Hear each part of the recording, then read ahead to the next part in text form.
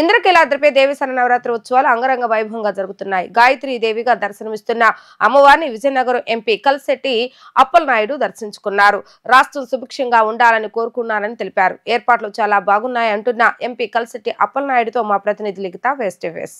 ఇంద్రకీలాద్రిపై దేవి శరన్నవరాత్రి ఉత్సవాలు అంగరంగ వైభవంగా జరుగుతాయి. రెండో రోజు అమ్మవారు శ్రీ గాయత్రీ దేవిగా భక్తులకు దర్శనమిస్తున్నారు. గాయత్రీ దేవిగా ఉన్న అమ్మవారిని కలిసెట్టి అప్పలనాయుడు కూడా దర్శించుకున్నారు. ప్రస్తుతం ఆయన మనతో ఉన్నారు. సార్ చెప్పండి, ఏర్పాట్లు ఎలా ఉన్నాయి ఏంటి?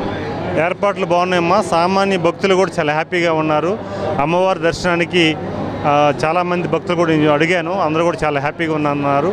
చంద్రబాబు నాయుడు గారి నాయకత్వంలో ఎప్పుడు కూడా దేవాలయాలు కానీ లేకపోతే ఇతర యాక్టివిటీస్ కానీ అద్భుతంగా ఉంటాయి. ఎందుకంటే ఆయనకి ముందు చూపుతో ఏర్పాట్లన్నీ కూడా పక్కగా చేస్తారు, సమన్వయంతో చేశారు. ఇక్కడ యూనియన్ పోలీస్ అన్ని రకాలుగా బాగున్నాయి. ముఖ్యంగా ఏంటంటే భక్తులకి అసౌకర్యం లేకుండా ఏర్పాట్లు చేశారు.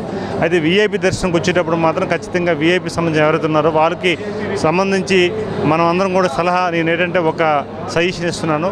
భక్తులు ఎక్కువ సమయంలో ఉండేటప్పుడు కాకుండా మనకి ఏదైతే వాళ్ళకి అధికారులతో మాట్లాడి సకాలంలో వచ్చి దర్శనం చేసుకుని వెళ్ళిపోతే బెటర్ అనేది నా ఆలోచన అన్నమాట. సార్, అమ్మవారిని ఏం కోరుకున్నారు ఏంటి? అంటే మీరు ఢిల్లీలో కూడా సైకిల్ తొక్కుతారు, ఇప్పుడు ఎలా వచ్చారు సార్? అంటే కార్లో వచ్చారా, సైకిల్లో వచ్చారా, నడుచుకుంటూ వచ్చారు? అలాగే వచ్చాం, దర్శనం చేసుకున్నాం. అమ్మవారి ఆశీర్వాదం కావాలి. ముఖ్యంగా రాష్ట్ర ప్రజానీకం ఈరోజు అందరూ కూడా బాగుండాలి. గౌరవ ముఖ్యమంత్రి చంద్రబాబు నాయుడు గారు చేస్తున్న ప్రయత్నం ఒక యజ్ఞం. ఇది యజ్ఞానికి అమ్మవారి ఆశీస్సులు కూడా కావాలి.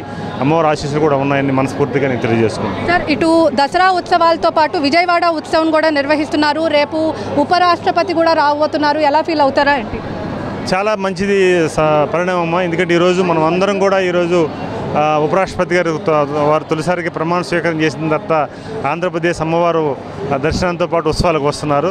ఇది మంచి పరిణామం. ఎన్డీఏ కూటమి అభ్యర్థి మంచిగా మెజార్టీతో గెలవడం, చంద్రబాబు నాయుడు గారు సపోర్ట్ చేయడం ఇది మంచి పరిణామం.